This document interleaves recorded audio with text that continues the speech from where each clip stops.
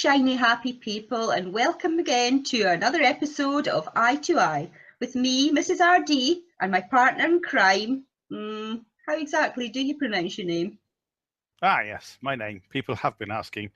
It's dachte and gedächtnis.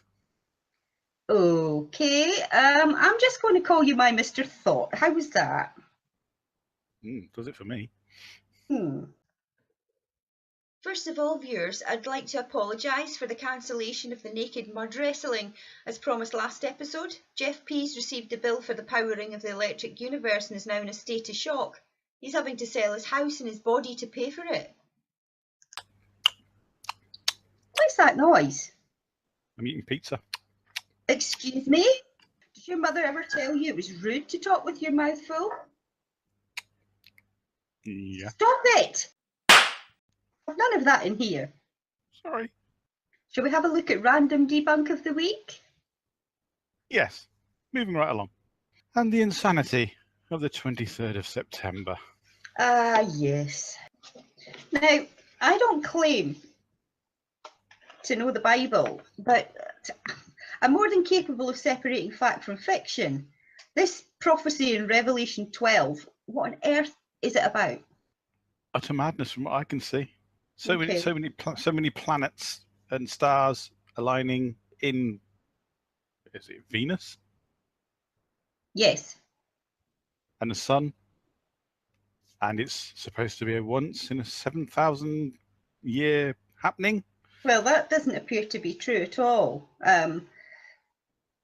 You break it down into the parts. Virgo is clothed with the sun at the same time every year, so it's not anything spectacular.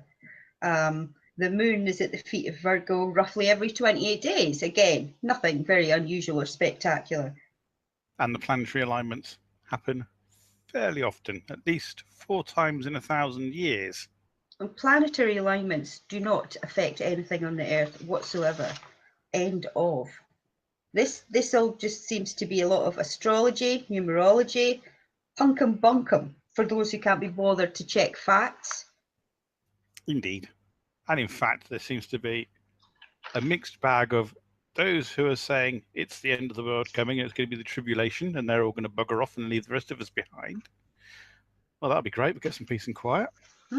You've then got the ones who are saying it's just a portent. Well, they seem to have changed their minds since last year when they said it was going to be the next big thing. Of course. And then you've got certain authors who wrote a book in 2015 saying exactly the same thing. Will that be Mr. David Mead by any chance? Yeah, him. And it didn't happen then. And he's written a book saying it's going to happen now. Okay. And I don't think so. I've actually started a business you might like to invest in. I'm selling happy September 24th cards. We could make a fortune. I'm going to be rich.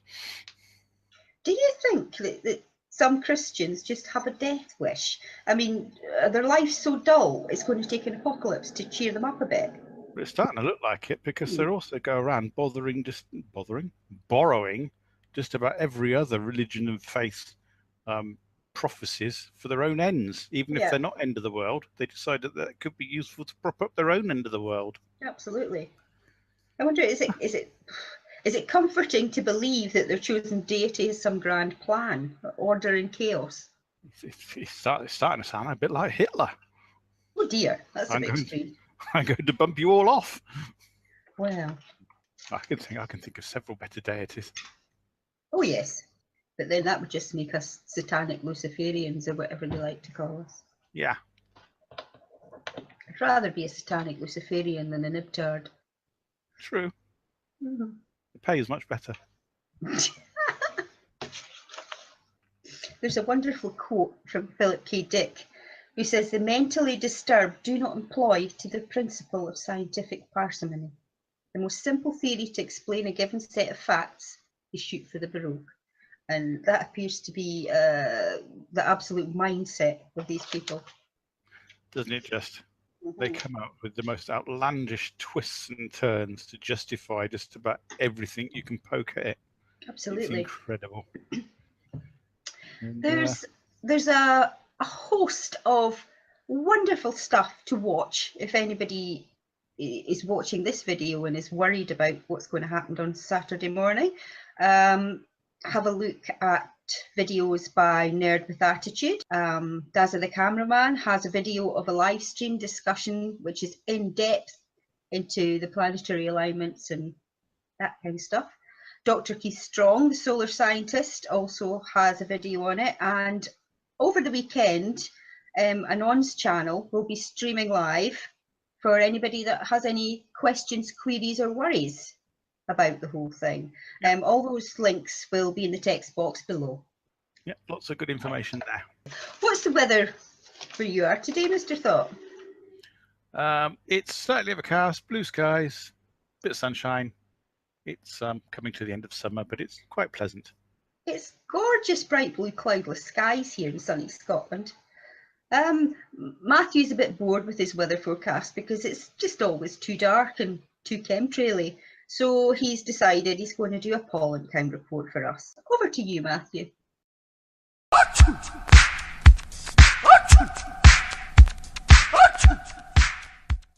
Never in any of the years has this got as bad as it has now.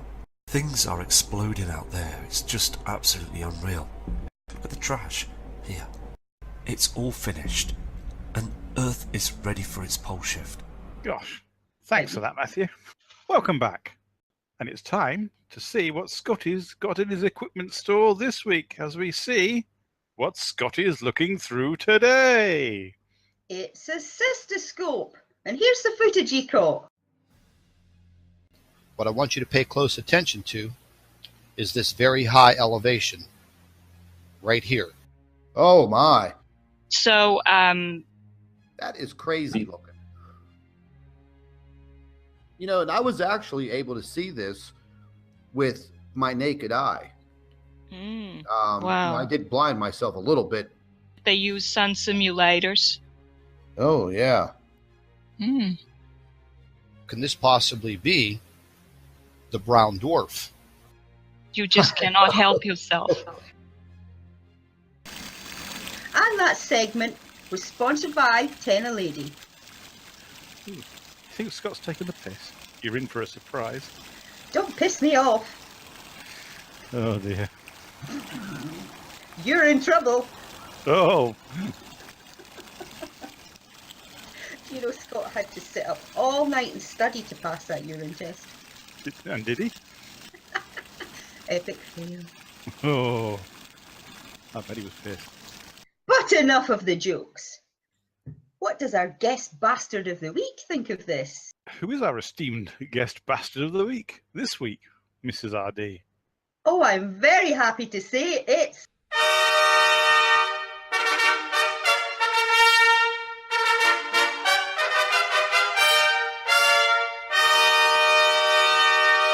no other than Mr. Tony Harding! Woo! Wank biscuit. God, find that difficult to swallow.